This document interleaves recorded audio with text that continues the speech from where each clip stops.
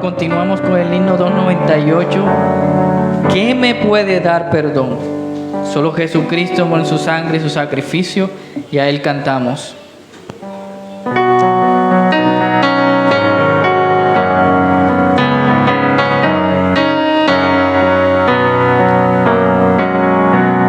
¿Qué me puede dar perdón? Solo en Jesús la sangre y un nuevo corazón.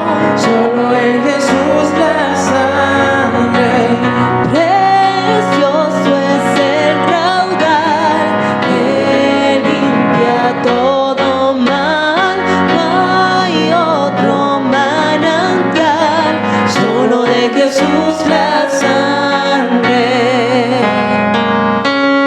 Fue el rescate eficaz, solo en Jesús la sangre.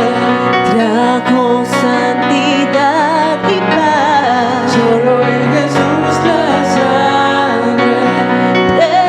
Precioso es el raudal que limpia todo mal. No hay otro manantial, solo de Jesús la sangre.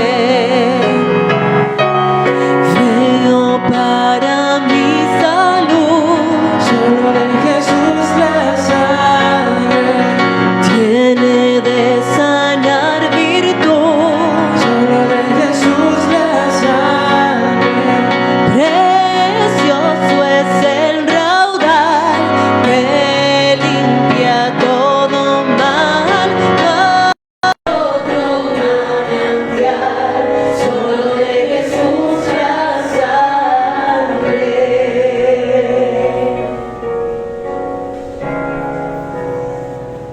Últimos, hermanos, el himno 329, Fuente de la vida eterna.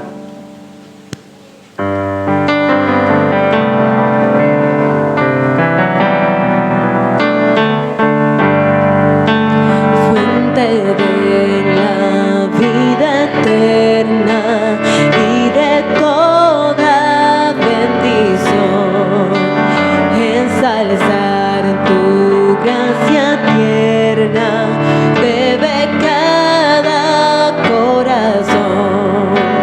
Tu piedad inagotable, abundante en perdonar, único ser adorable, gloria a ti debemos dar.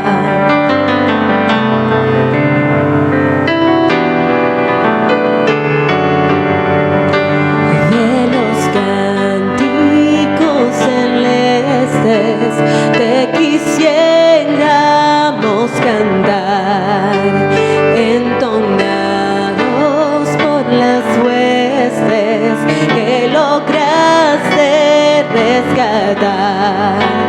Almas que a buscar viniste, porque les tuviste amor, de ellas te compadeciste con tiernísimo favor.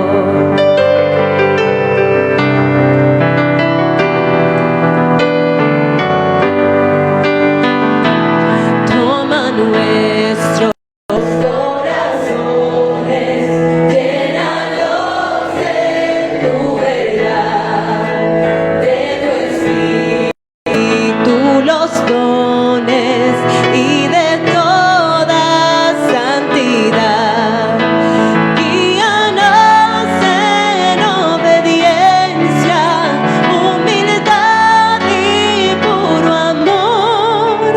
Nos ampare tu presencia, oh bendito Salvador.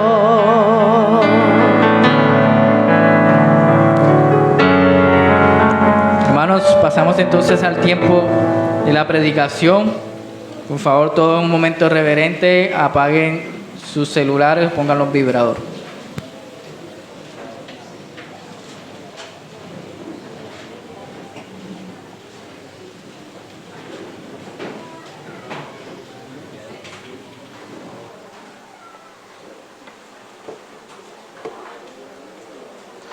Hermanos, buenos días nuevamente.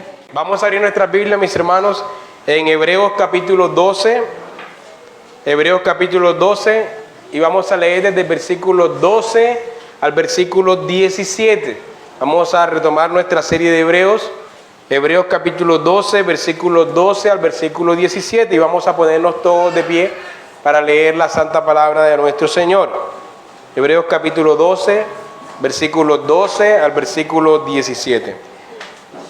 Dice la santa palabra de nuestro Señor: por lo cual, levantad las manos caídas y las rodillas paralizadas, y haced sendas derechas para vuestros pies, para que lo cojo no se salga del camino, sino que sea sanado.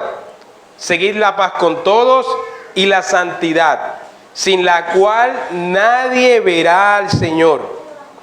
Mirad bien, no sea que alguno deje de alcanzar la gracia de Dios, que brotando alguna raíz de amargura os estorbe, y por ella muchos sean contaminados. No sea que haya algún fornicario o profano como Esaú, que por una sola comida vendió su primogenitura. Porque ya sabéis que aún después, deseando heredar la bendición, fue desechado, y no hubo oportunidad para el arrepentimiento, aunque lo procuró o la procuró con lágrimas. Amén. Señor, te damos gracias por esta porción de las Escrituras que tú permites que hoy sea predicada en el pueblo del pacto. Así que te pedimos que tú nos hables en esta mañana en nuestras vidas, nos animes y a la vez nos exhortes. En el nombre de tu Hijo, amén.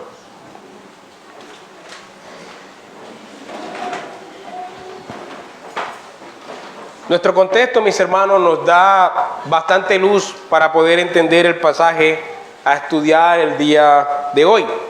Hemos visto en predicaciones anteriores, y le refresco la memoria, hemos visto en Hebreos 11 cómo se nos dan ejemplos de fe, ¿no?, de creyentes del pasado como Abraham, Moisés, etcétera, para animarnos a perseverar hasta el final. Pero también vimos en el capítulo 12 que nosotros estamos en una carrera de fe similar a la en la que ellos estuvieron, y hemos visto que se nos dan instrucciones específicas para correr la carrera. Se nos dice que dejemos todo peso que nos asedia, etc. Y entre esas instrucciones hay una muy específica, y es que debemos tener los ojos puestos en Jesús, que es nuestra meta, es el autor y consumador de la fe, para que entonces podamos correr la carrera y poder llegar a la meta de la fe, ¿no? También hemos visto que no debemos menospreciar la disciplina. Por el contrario, debemos ver la disciplina como un medio usado por Dios para corregir a sus hijos. El padre que ama corrige a sus hijos. Por tanto, la disciplina que viene de parte de Dios es una disciplina amorosa que tiene como fin la restauración, el crecimiento del creyente y la perseverancia de los creyentes. La disciplina no debe desanimar a los cristianos.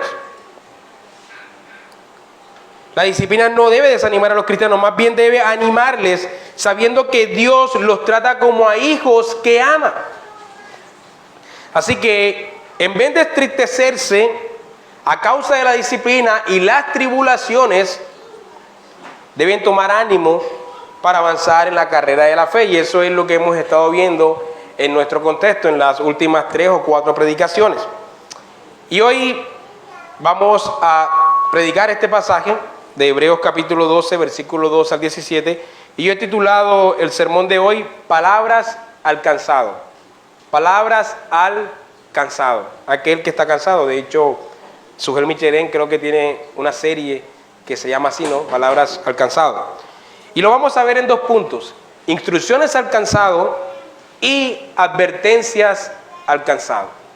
Veamos nuestro primer punto, que va desde el versículo 12 al versículo 14. Instrucciones al cansado. Leo nuevamente la porción de Hebreos del versículo 12 al versículo 14, que dice: por lo cual, después de hablar de la disciplina de la iglesia, por lo cual, levantad las manos caídas y las rodillas paralizadas, y haced sendas derechas para vuestros pies, para que lo cojo no se salga del camino, sino que sea sanado. Seguir la paz con todo y la santidad, sin la cual nadie verá al Señor.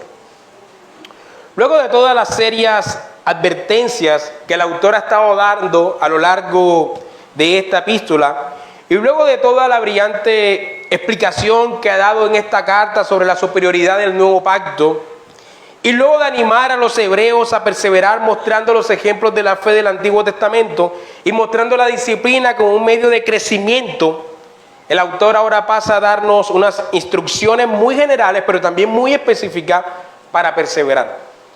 El autor observa que los hebreos pueden estar un poco agobiados, un poco cansados, ante la persecución que estaban recibiendo de parte del judaísmo, pero también ante las tentaciones que ellos mismos estaban padeciendo, las luchas internas que ellos estaban teniendo, que estaban viéndose tentados a abandonar la fe. Pero incluso también podían estar cansados de la disciplina correctiva que venía de parte de Dios, y esto se conecta mucho más con nuestro contexto inmediato. Así que Él quiere animar a los cansados. Él quiere animar a los cansados y darles instrucciones para perseverar. Mi hermano que me escuchas hoy en esta mañana, tal vez hoy tú te sientas de la misma manera como se sentían los hebreos. La carrera de la fe puede ser fatigosa, especialmente si estás corriendo en tus fuerzas y en tus obras. Tal vez las tribulaciones no han cesado por mucho tiempo. Tal vez estás agotado de esa enfermedad que te agobia. Tal vez estás cansado por la situación económica que estás viviendo. Tal vez te sientes desanimado por no correr la carrera de la fe con tanta pasión, con tanta convicción y con tanta entrega como la corrías antes. Tal vez los problemas en el hogar con tu esposa o esposo o con tus hijos o con otros familiares no han cesado. Tal vez estás cansado por la lucha específica que tienes con ese pecado en específico, ¿no? Ese pecado que te mortifica. Y todo este cansancio que padeces ha producido o ha podido producir en ti una apatía en tu fe. Ya no oras con la misma necesidad que antes. Ya no ejerces tu servicio a Dios con la misma entrega y diligencia que antes. Ya no asistes a la congregación con la misma fidelidad. Ya no prestas oído a la predicación con el mismo deseo de escuchar qué tiene Dios para decirte. Ya no tienes las mismas ganas de aprender. Ya crees que todo lo sabes. Ya no participas del culto con el mismo hervor. Ya no tienes comunión con tus hermanos con el mismo amor y con la misma paciencia. Tal vez hasta todo lo que tenga que ver con Dios te fastidie un poco y solo estás perseverando en la fe porque te toca. Si ese es tu caso, el autor hoy tiene algo que decirte.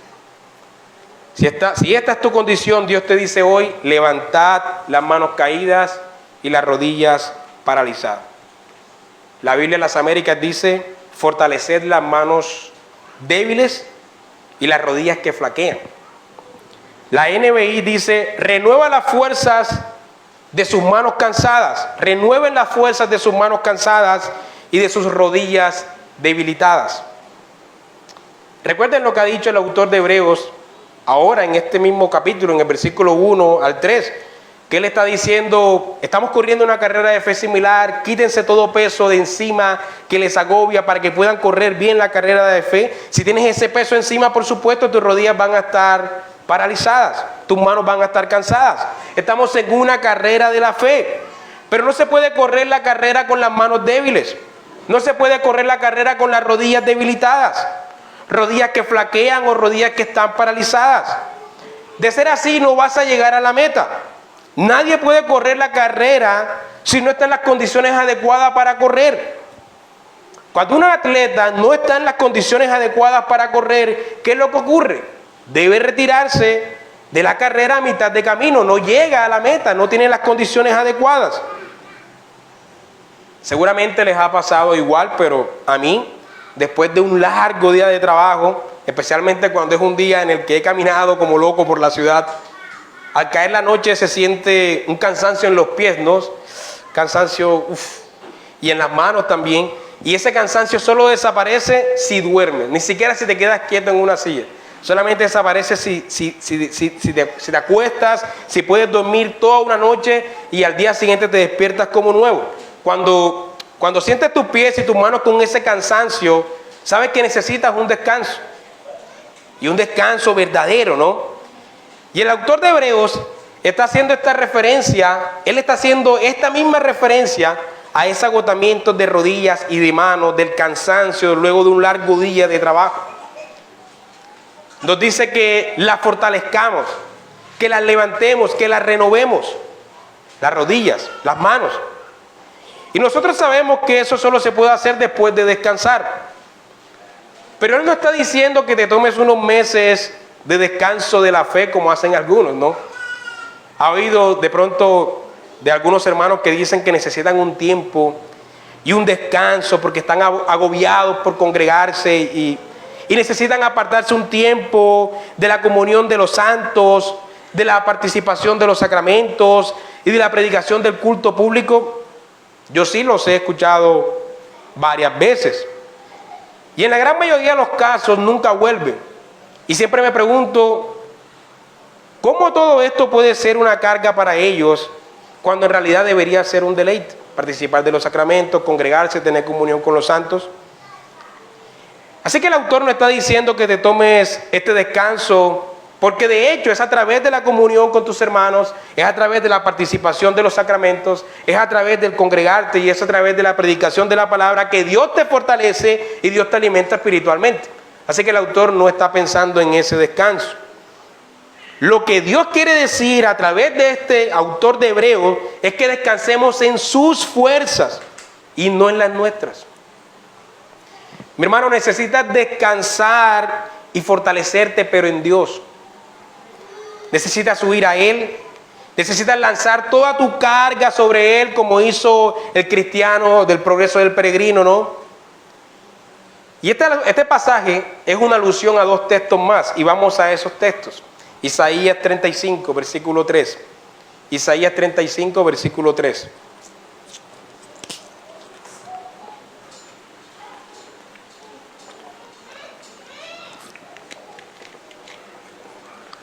Isaías 35, versículo 3, dice lo siguiente. Noten que es el mismo lenguaje de nuestro pasaje. Fortaleced las manos cansadas, afirmad las rodillas endebles, decid a los de corazón apocado, esforzaos, no temáis. He aquí que vuestro Dios viene con retribución, con pago. Mis hermanos, Dios mismo vendrá y Dios mismo os salvará.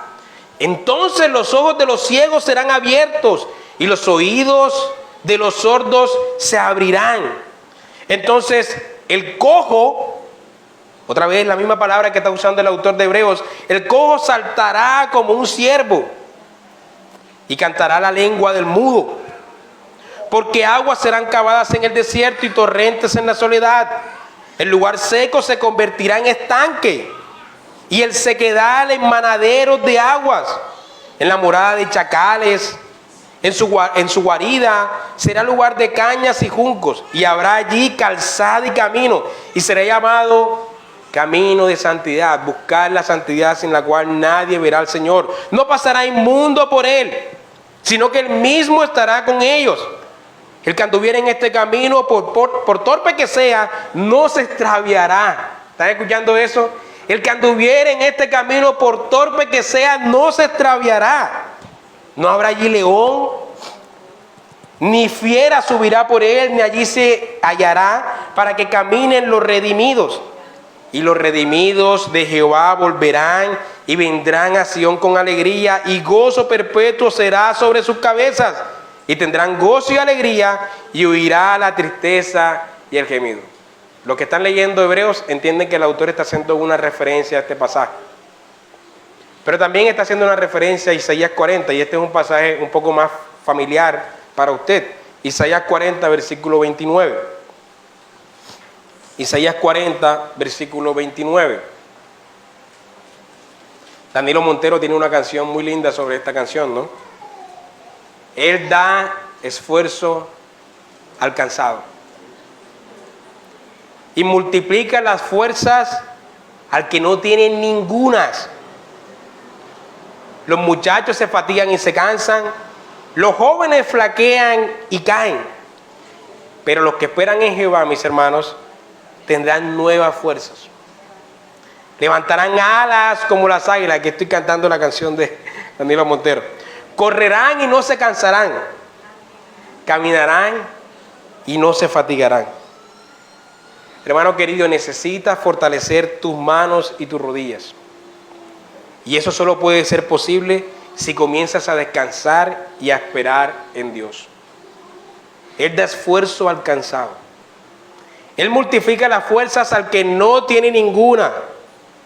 Si estás agotado y apático, si necesitas descansar para seguir corriendo la carrera, debes huir a Dios y aprender a descansar en Él. Aprender a descansar en Él. Aquí está la clave, aprender a descansar en Él.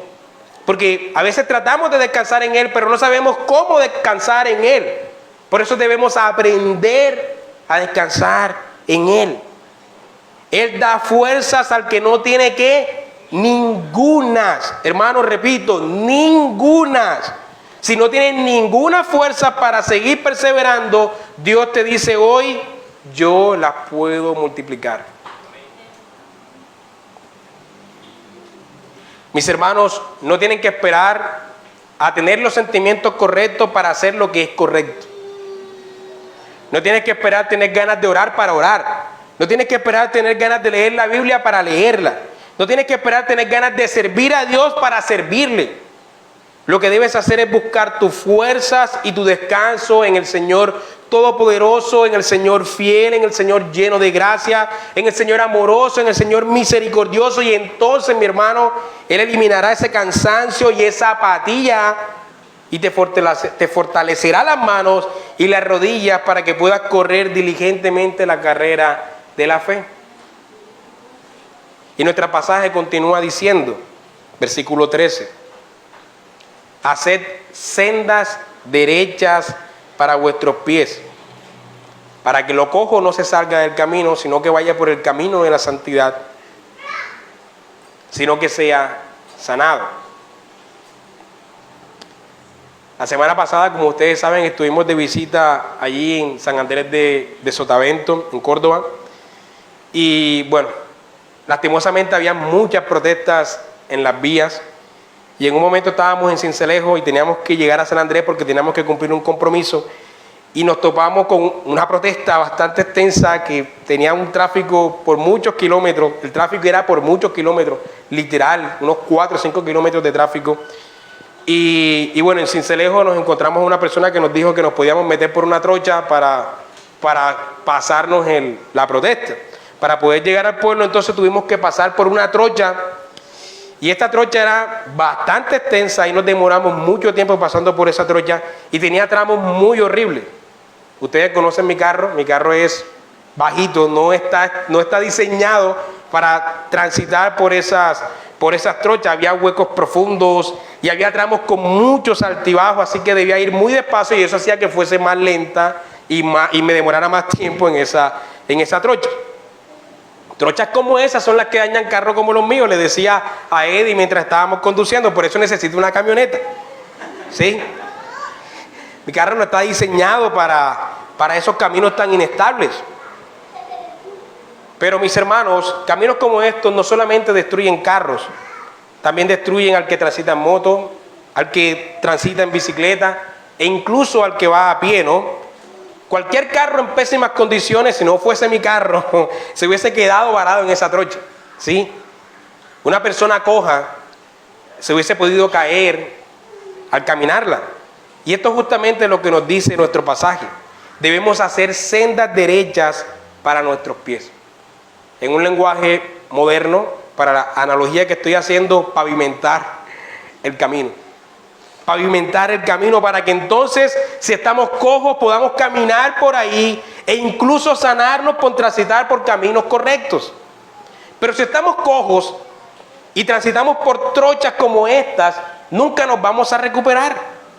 Al contrario, posiblemente no saldremos de ese camino. Nos quedaremos ahí.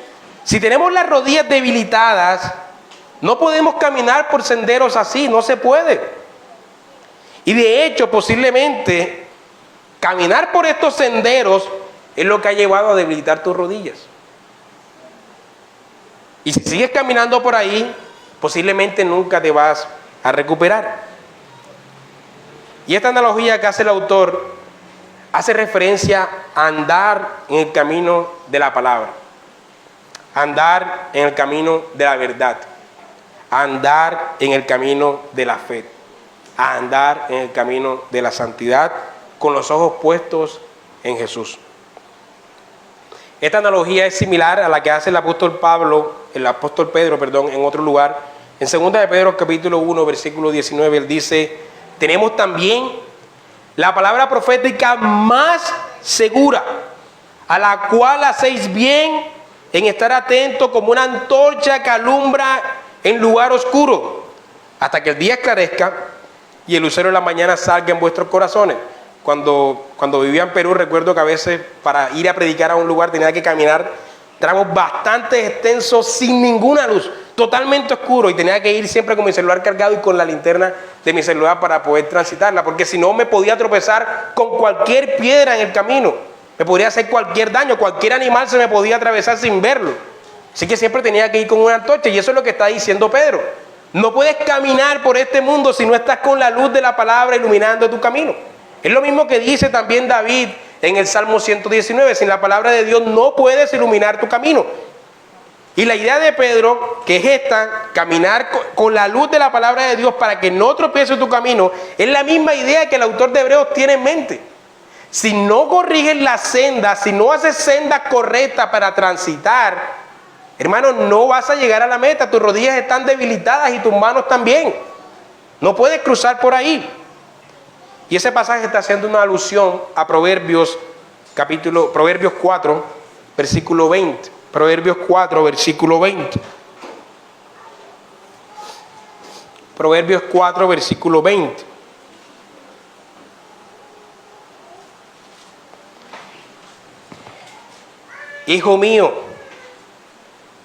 Hijo mío, está atento a mis palabras. Inclina tu oído a mis razones. No se aparten de tus ojos. Guárdalas en medio de tu corazón, porque son vida a los que las hallan y medicina a todo su cuerpo. Sobre toda cosa guardada, que guarda tu corazón, porque de él mana la vida. Aparta de ti la perversidad de la boca y aleja de ti la iniquidad de los labios. Tus ojos miren lo recto y diríjanse tus párpados hacia lo que tienes delante. Examina la senda de tus pies y todos tus caminos sean rectos. No te desvíes a la derecha ni a la izquierda. Aparta tu pie del mal. Eso es andar por camino de santidad, por el camino de la palabra. Si tu camino no es el camino de la palabra de Dios, mis hermanos, vas a debilitar tus rodillas. De hecho, el no andar en la senda correcta es lo que ha debilitado tus manos y tus rodillas. Es decir, estas trochas llenas de hueco por las que te conduces es la que hace que te tropieces una y otra vez. Si vas en la palabra de Dios, si vas por un camino que no es una senda correcta, es una trocha llena de hueco, te vas a tropezar una y otra vez. Has debilitado o estás debilitando tus rodillas por estar transitando por estas trochas inestables, por esas trochas inestables por las que caminas. Y estás debilitando tus manos por las caídas que sufres, las rodillas por las pisadas y las manos por las caídas que sufres. Además, no te vas a curar nunca si sigues andando por esa trocha. Con las rodillas y manos debilitadas no puedes seguir caminando por allí, puesto que tarde o temprano te caerás definitivamente y no te levantarás más. Pero Dios te dice hoy: endereza tu camino, pavimenta tu camino, camina por la senda de la palabra de Dios, descansa en Dios y refúgiate en Dios. Él multiplicará las fuerzas al cansado, pero una vez que hayas hecho esto, endereza tu camino, camina por la senda derecha de la palabra de Dios. De lo contrario, tus rodillas y manos volverán a cansarse y nuevamente te vas a cansar, ¿no? En cambio, si enderezas tu camino, después de refugiarte en Dios, no solo no te volverás a apartar del camino, sino que el pasaje dice, y lo cojo será ¿qué? Sanado. Además de lo anterior, el autor de Hebreos nos dice, seguid la paz con todos. Busca la paz con los hermanos de tu iglesia, busca la paz con tu familia, busca la paz con tu esposa, con tu esposo, con tus hijos, busca la paz con tus vecinos, busca la paz con tus compañeros de trabajo. Nuestro evangelio es un evangelio de paz y de reconciliación, y ese es en gran medida el mensaje que debemos llevar al mundo. Dice el Señor Jesucristo, bienaventurados los pacificadores. El apóstol Pablo dice que si estás en pleito con tu hermano, vas a comer la Santa Cena indignamente. El Señor Jesucristo también dice en Mateo que si estás en pleito con tu hermano, deja tu ofrenda allí, ve y reconcíliate con él y luego trae tu ofrenda nuevamente. Buscar la paz con todo. Pero también se nos dice que sigamos la santidad. Seguir la paz con todos y seguir la santidad es otra forma de decirnos que debes enderezar tu camino. Estos dos puntos nos explican de manera práctica cómo se hacen sendas derechas con la palabra de Dios. Seguir la santidad no es ser perfecto. La perfección de criatura no será alcanzada sino hasta la resurrección. Seguir la santidad es vivir apartado para Dios, es vivir conforme a la comunidad del pacto y es vivir conforme a la ley del pacto de Dios. Sed santos porque yo soy santo, dice el Señor en el Levíticos. Andar en las sendas derechas es andar conforme al estándar de la palabra de Dios y de la vida dentro de la comunidad del pacto. Sin esta vida apartada, mi hermano, sin esta vida consagrada, dice el autor de Hebreos que no veremos a Dios. Porque las rodillas seguirán debilitadas y no llegarás a la meta. No habrá recompensa final. El que dice que le ama, como dice el Señor Jesucristo, debe andar como Él anduvo. De lo contrario, no entrará a la gloria. Y eso nos conduce a nuestro segundo punto. Advertencias al cansado. Versículo 15 al versículo 17.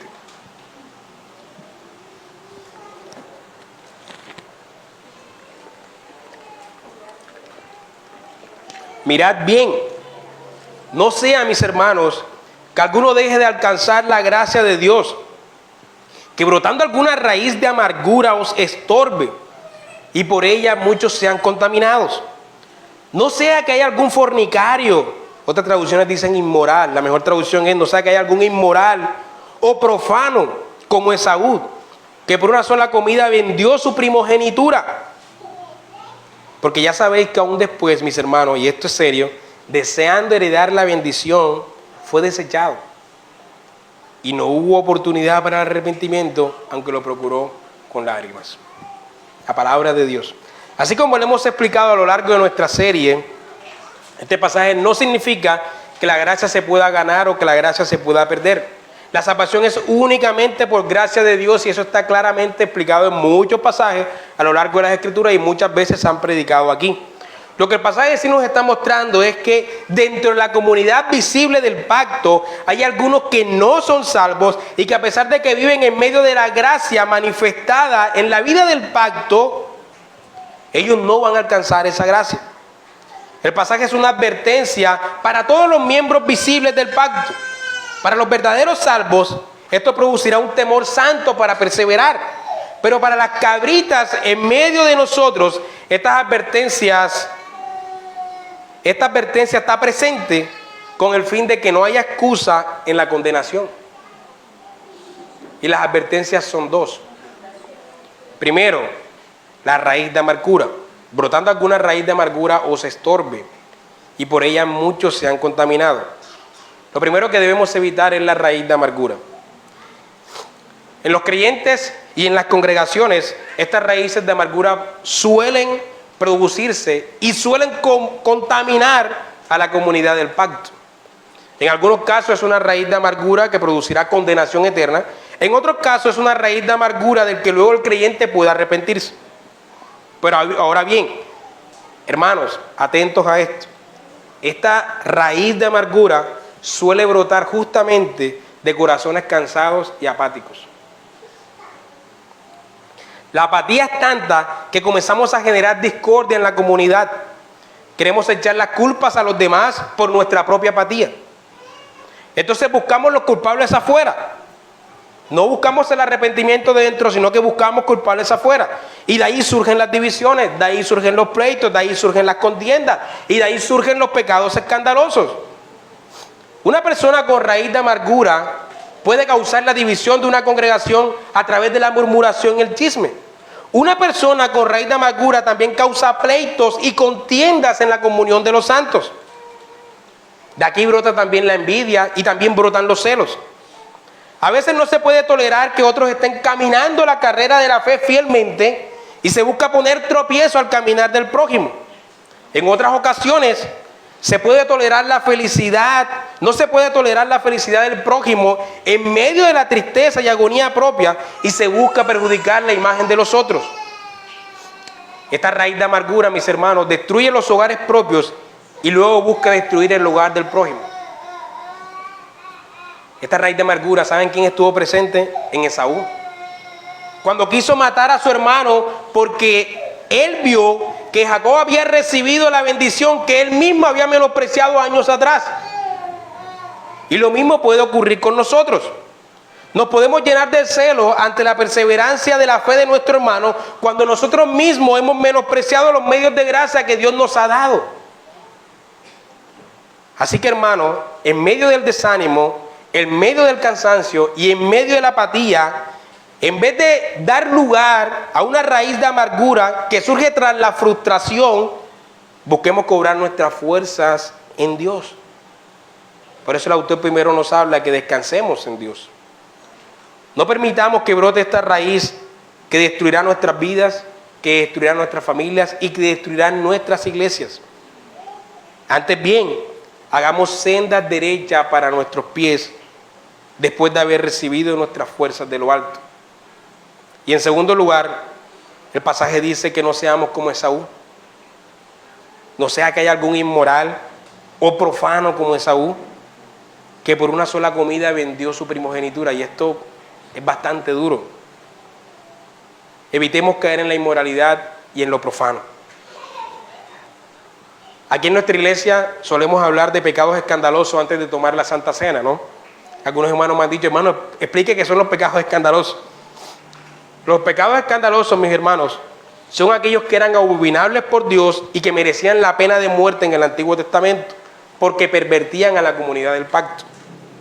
Uno es la inmoralidad, que no es otra cosa que las perversiones sexuales, llámense como se llamen, llámense incesto, llámense adulterio, llámense fornicación, etc. Dios se toma muy en serio los pecados sexuales porque destruyen tanto al individuo como a la comunidad y por eso merecían la pena de muerte en el Antiguo Testamento. Ahora bien, un cristiano puede caer en inmoralidad, por supuesto, David cayó en inmoralidad, pero no puede practicar o vivir en la inmoralidad. Él se va a arrepentir, no va a practicarla. El segundo pecado es lo profano. Lo profano es la inmoralidad, pero espiritual.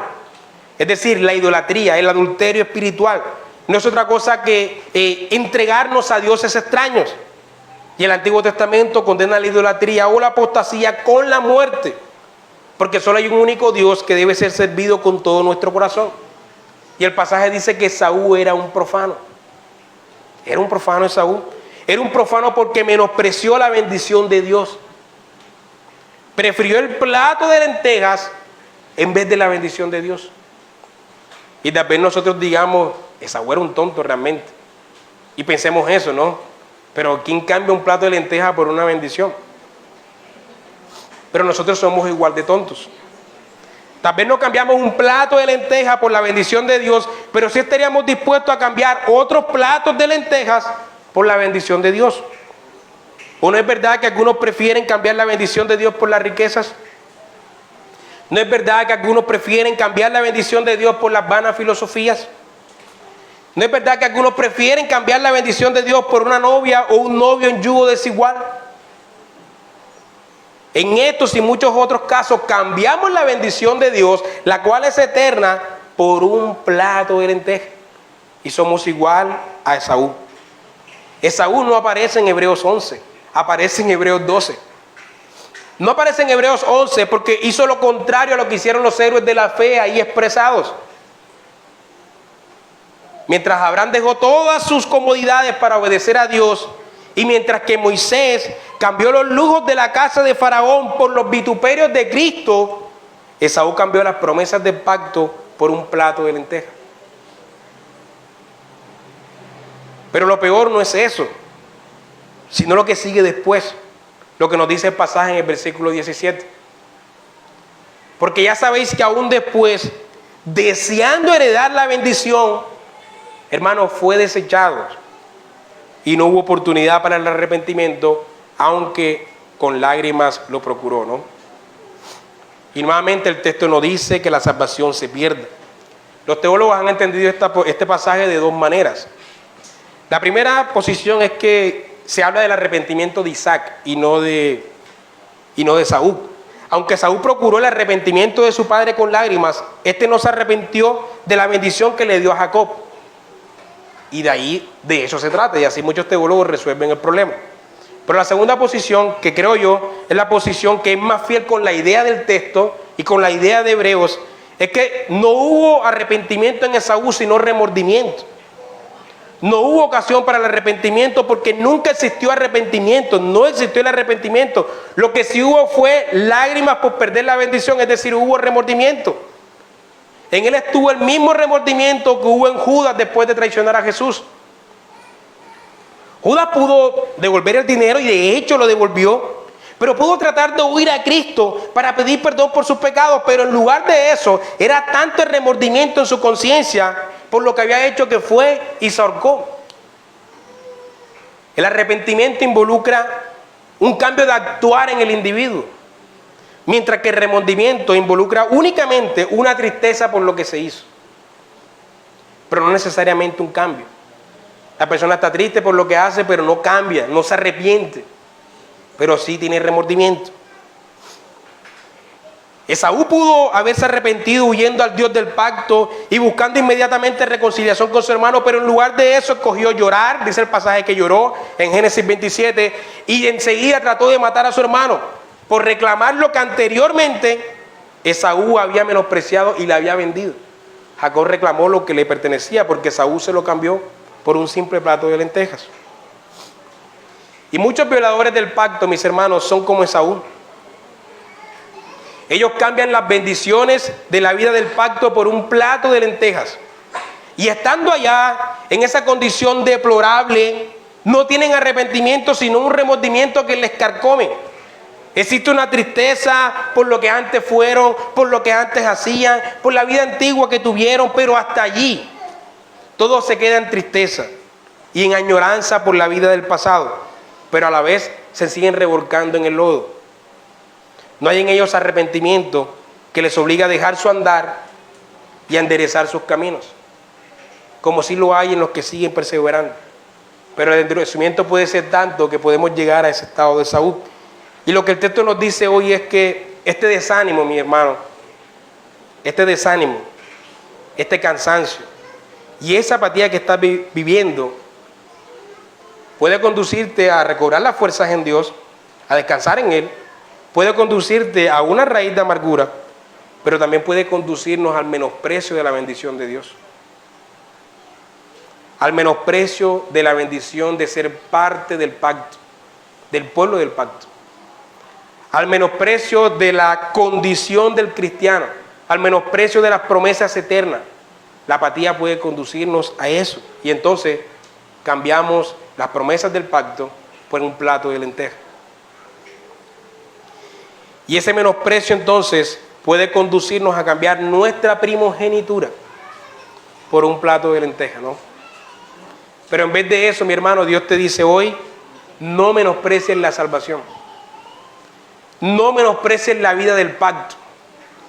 Antes bien, recobra fuerzas en mí, porque yo doy esfuerzo al cansado y multiplico las fuerzas al que no tiene ninguna. Los muchachos se fatigan y se cansan, los jóvenes flaquean y caen, pero los que esperan en mí tendrán nueva fuerza, levantarán alas como las águilas, correrán y no se cansarán, caminarán y no se fatigarán. Amén. Señor, te damos gracias por tu palabra. Te pedimos que la apliques a nuestras vidas, Señor. En el nombre de tu Hijo lo pedimos. Amén.